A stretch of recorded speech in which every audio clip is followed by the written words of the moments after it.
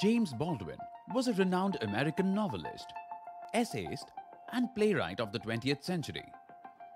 His eloquent and passionate works on the subject of race in America made him an important voice, particularly in the late 1950s and early 1960s throughout the Western world. Some of his notable works include Go Tell It on the Mountain, The Fire Next Time, Notes of a Native Son. In the story Life in the Backwoods, he recounts the humble beginnings of the great statesman Abraham Lincoln, a colossal figure who was central to the foundation of the United States of America. He narrates some interesting yet simple details and gives us a glimpse of the trials and successes that molded his character. This lesson offers stirring examples for today's youth. Abraham Lincoln was a determined young boy with a fierce will to educate himself. But his father believed that he had gained enough knowledge for a child of his age and was ready to lend a hand on the farm. However, his good-tempered stepmother insisted on further educating them, and thus had all the 6 Lincoln children enrolled for a short-term course in the little log schoolhouse. To their misfortune, the school shut down in a few weeks, and the 3 young lads were put back at chopping and grubbing in Mr. Lincoln's clearings.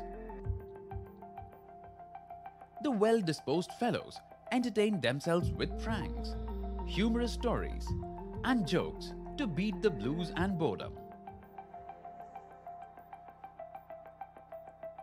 On some days, Abraham would ask puzzling questions, recite things that he had learned, or deliver a riveting speech on a subject of common interest. The Lincoln family led a very impoverished life.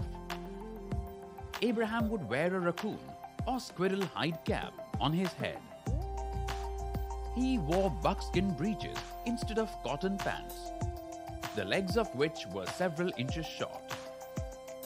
He wore shirts made out of deer skin in the winters and homespun towels during the summer. He owned not one pair of stockings and wore his cowhide shoes only on Sundays or in cold weather. One would have a hard time believing that such a simple boy would become one of the most renowned figures in history. Their meals consisted of cornmeal bread and the meat of a hunted animal from the forest.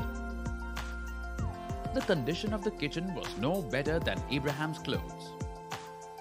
They used pewter and wooden plates and cups made of painted tin. The house had no stove, and the meals were cooked over the hearth of the fireplace. Yet, poverty had no impact on Abraham's unwavering willpower. He did his best to continue reading and studying. He would occasionally spend an evening at the neighboring village of Gentryville. He would make jokes and tell so many humorous stories that everyone gathered around to listen to him. When he was 16, he traveled 15 miles to Boonville to attend a court hearing. He had never been in court before. He paid close attention to the proceedings. The young man was delighted on hearing the defense lawyer deliver his speech. He stood up, walked across the courtroom, and shook hands with the lawyer. "That was the finest speech I have ever heard," he said. He was tall and thin, clothed in a denim coat and buckskin pants, and his feet were bare. It must have been a strange sight to see him praise a senior and experienced lawyer in this way.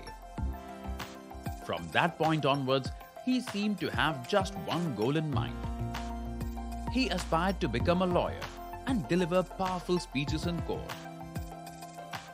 He trod 12 miles barefoot to borrow a copy of the laws of Indiana. He read and studied all hours of the day and night.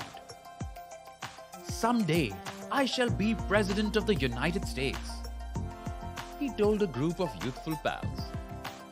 And he stated it not as a joke, but with the genuine conviction that it will be proven correct.